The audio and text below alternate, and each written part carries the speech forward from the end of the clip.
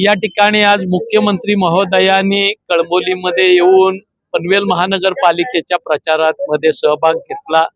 अपेक्षा होती की पनवेलकरांचे अनेक प्रश्न वर्षानुवर्ष प्रलंबित आहेत, कशाला तरी न्याय मिळेल, कुठेतरी काहीतरी घडेल।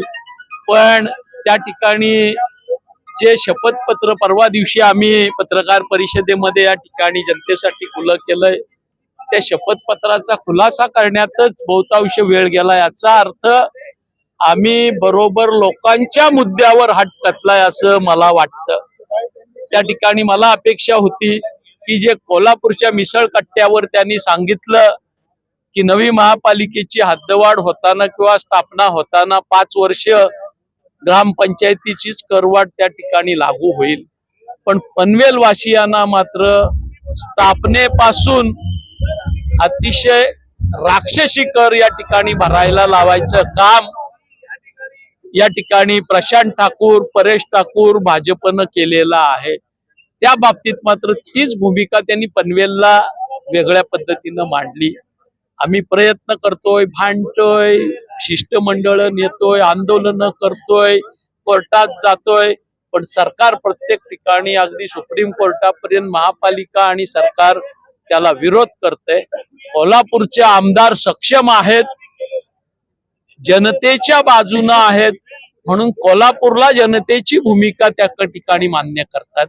ह्या ठिकाणचे आमदार निष्क्रिय आहेत, जनता विरोधी आहेत, म्हणून या ठिकाणी जनतेच्या बाबतीत काही सहानुभूती मुख्यमंत्री घेत नाहीत, हे आजच्या त्यांच्या एकंदर भाषणावरून दिसून आलं।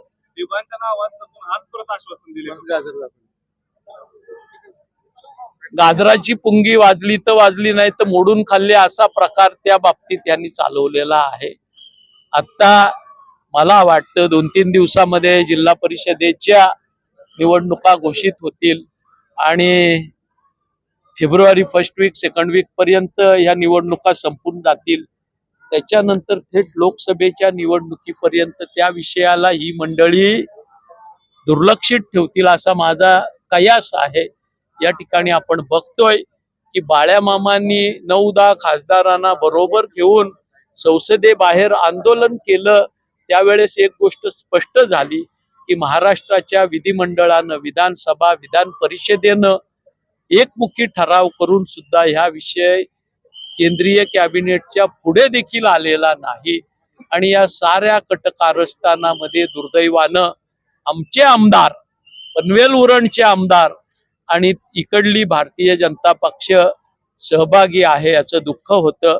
उद्याच दिबा पाटील साहेबांचं शताब्दी वर्ष सुरू होते आणि त्या पार्श्वभूमीवर मुख्यमंत्री महोदय आज पनवेलला आलेले होते आणि त्यांनी या बाबतीत कोणतेही ठोस आश्वासन किंवा शब्द दिला नाही। अनुल्लेखानच तो विषय त्यांनी बाजूला सारला, याच्यापेक्षा दुर्दैव असू शकत नाही असं माझ्यासारख्या कार्यकर्त्याचं मत आहे। सातत्यानं नवी मुंबई विमानतळाला दिबांचं नाव द्या अशी मागणी होते, मात्र वावडं कुणाला दिबांचं नाव द्या?